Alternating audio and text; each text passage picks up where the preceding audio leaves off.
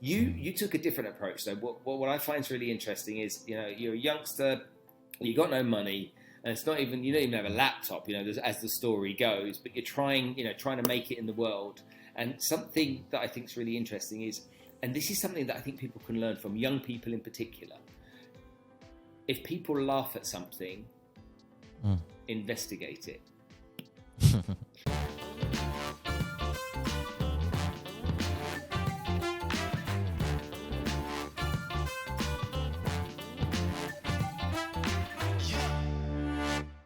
If you look at the whole startup ecosystem for the last 10 years even, I think getting to profitability is a process, right? Like it takes 10 years and a lot of companies never get to profitability, but they IPO also. What those trends say is that there is this space where you can experiment without fully knowing what you're doing, right? And that space is something that's very hard to invest in, because what are your metrics, right? Like usually startups will be like, like user growth or some other metric would be introduced instead of say revenue and profit. So it's very similar for the blockchains too, because blockchains are not a cash flow investment. So if you it's not a business and it's not a share that you're buying. What you're buying is almost like a portion of or your say in how do you think this network should be run, right? Like it's more like if something was a public good and we want to share the governance among people, how would we share it, right? And maybe we'd give a lot more tokens to someone who was the visionary, who conceived this idea. But then we would also give it to people who are actually using the public space, right? So blockchains are no different. Blockchains, in fact, I coined this term a few weeks ago.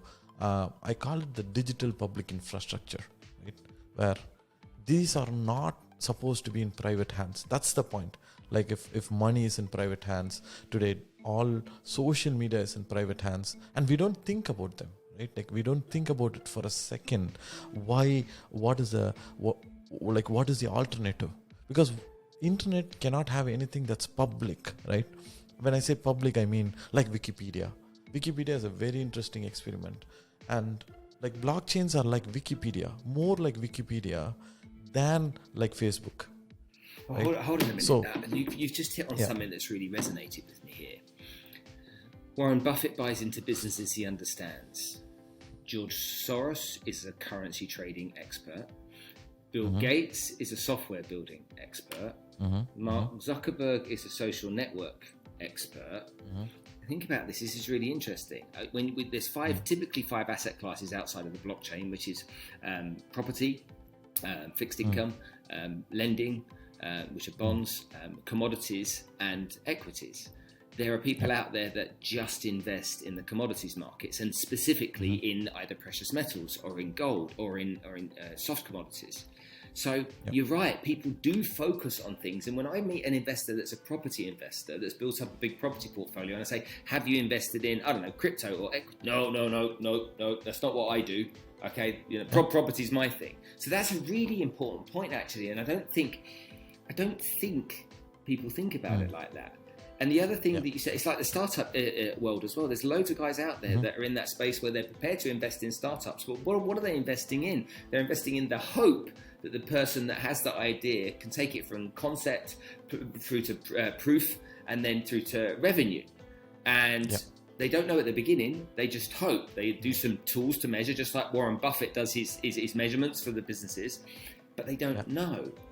And that to me, honestly, that's a really important point that I don't think people think about, because you've created this new asset class with the crypto and the blockchain world. It literally is a new, different asset class. And people are investing in it, hopefully with the hope that it's going to become something, but they're having to put their trust in it.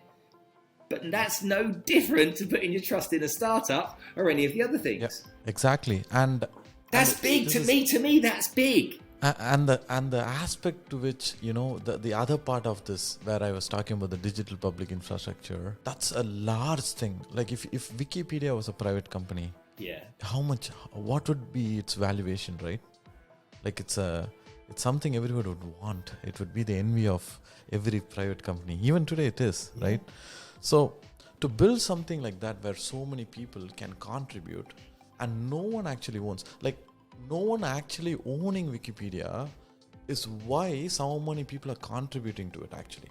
So because they think they have a say, right? And I'm part own. Like when I say ownership in the case of Wikipedia, it's not about like being able to receive cash flow, but in that case it'll be able to change Wikipedia in a way, right? And that's what we do with public goods. So if we take a park, we don't measure it in a financial term.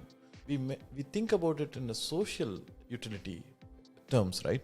And what's important there is how it is managed, right? And that is where, blockchain tokens are coming in. So basically blockchain tokens are interesting because they're almost like governance tokens for these systems. When I say systems, public digital infrastructure, right? So governance of them.